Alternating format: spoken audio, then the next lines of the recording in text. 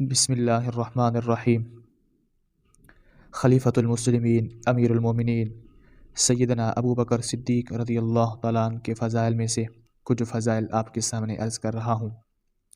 یہی صدیق تھا جس نے امت کو انتہائی نازک حالت میں سہارا دیا۔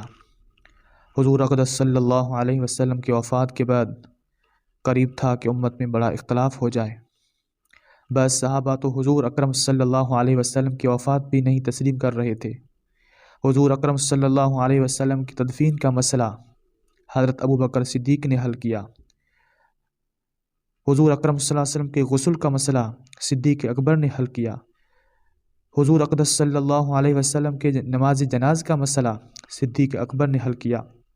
ام عائشہ صدیقہ رضی اللہ تعالی عنہا کہتی ہے، جب رسول کریم صلی اللہ علیہ وسلم کا انتقال ہوا، آپ کی تدفین کے بارے میں اختلاف رائے پیدا ہوا۔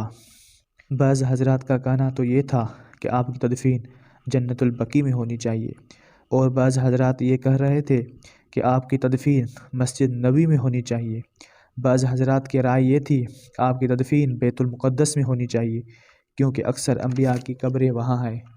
تو اس موقع پر حضرت ابو بکر صدیق رضی اللہ تعالیٰ عنہ کی طرف رجوع کیا صحابہ کرام نے، اور ان سے پوچھا، اے صاحب رسول کریم صلی اللہ علیہ وسلم کو دفن کیا جائے یا نہیں؟ تو حضرت ابو بکر صدیق نے کہا، اسی جگہ جہاں اللہ تعالیٰ نے آپ کی روح مبارک قبض کی ہے، وہ پاک اور طاہر جگہ ہے۔ تو حضرت ابو بکر صدیق نے فرمایا، میں نے اس سلسلے میں خود رسول اکرم صلی اللہ علیہ وسلم سے ایک بات سنی تھی۔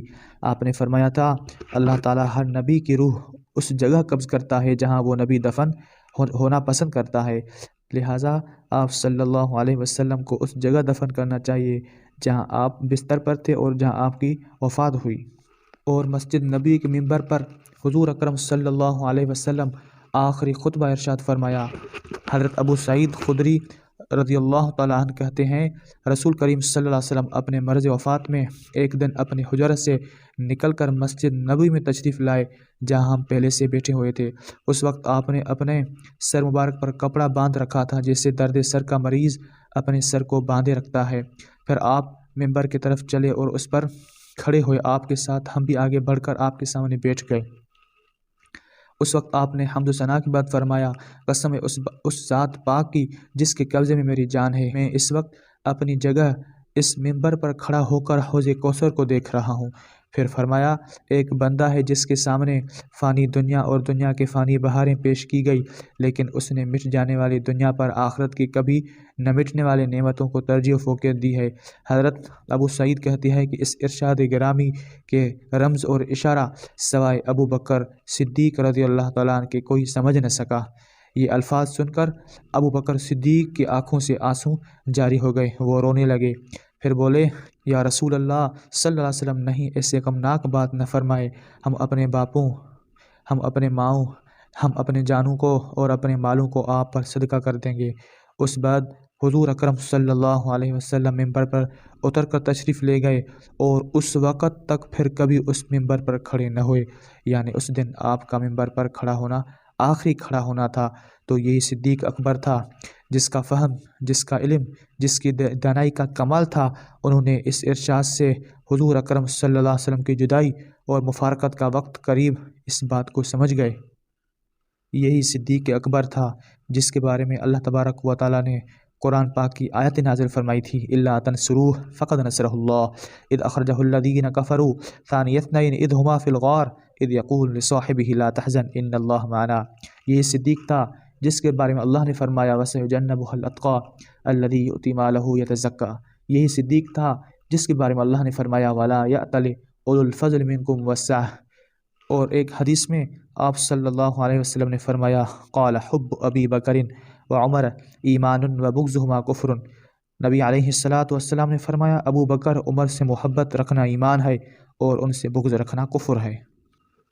نبی کریم صلی اللہ علیہ وسلم نے فرمایا، انسانوں میں سب سے زیادہ جس شخص نے میرا ساتھ دیا اور میری خدمت کی اور میری خوش ندی میں اپنا وقت اور اپنا مال سب سے زیادہ لگا دیا، وہ ابو بکر ہے۔ تو ناظرین، یہی صدیق اکبر تھا جس کے بارے میں آپ صلی اللہ علیہ وسلم نے فرمایا کسی شخص کے مال نے مجھ کو اتنا فائدہ نہیں پہنچایا جتنا ابو بکر صدیق کے مال نے مجھے پہنچایا ہے۔ تو یہ سن کر حضرت ابو بکر رونے لگے، عرض کیا یا رسول اللہ صلی اللہ علیہ وسلم، میری جان اپنی، نہ میرا مال اپنا، نہ میرے پاس جو کچھ بھی ہے سب آپ کی ملکیت ہے۔ ابو بکر صدیق کے مال میں آپ صلی اللہ علیہ وسلم نے اس طرح تصرف اور خرچ کرتے تھے جس طرح اپنے مال میں تصرف و خرچ کرتے تھے۔ جب ابو بکر صدیق نے اسلام قبول کیا تو اس وقت اس کے پاس 40,000 درہم تھے، وہ سب انہوں نے آپ صلی اللہ علیہ وسلم کے زمانے میں فی سبیل اللہ خرچ کر دیے۔ اس امت میں سب سے پہلے ابو بکر صدیق جنت میں داخل ہوں گے۔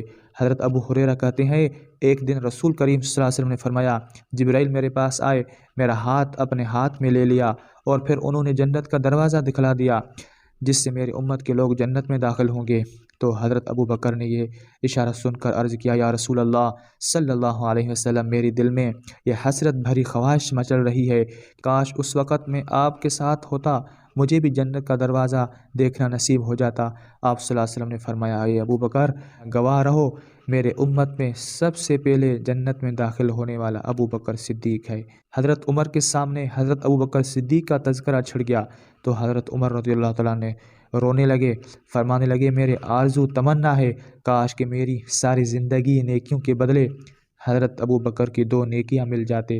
ایک غار کی نیکی، جب غار میں ہجرت کے موقع پر حضرت ابو بکر صدیق نے سوراخ بند کیے تھے اور ایک سوراخ بچ گیا تھا، ابو بکر صدیق کو سانپ نے ڈسا تھا مگر اف بھی نہ کی۔ دوسری نیکی، جب مانعین زکوٰۃ نے انکار کیا تو صدیق اکبر نے فرمایا تھا اگر وہ لوگ حضور کے زمانے میں زکوٰۃ دیتے تھے، اگر اب نہ دے تو ان کے خلاف جہاد کروں گا۔ صدیق جب تک نہ کسی دل میں آئیں گے، صدیق جب تک نہ کسی دل میں آئیں گے اس دل میں نہ آئیں گے نبوت کے تاجدار۔ اللہ تعالی ہم سب کو صدیق اکبر رضی اللہ تعالیٰ عنہ کی سچی محبت اور سچا اتباع کی توفیق نصیب عطا فرمائے۔ وما علینا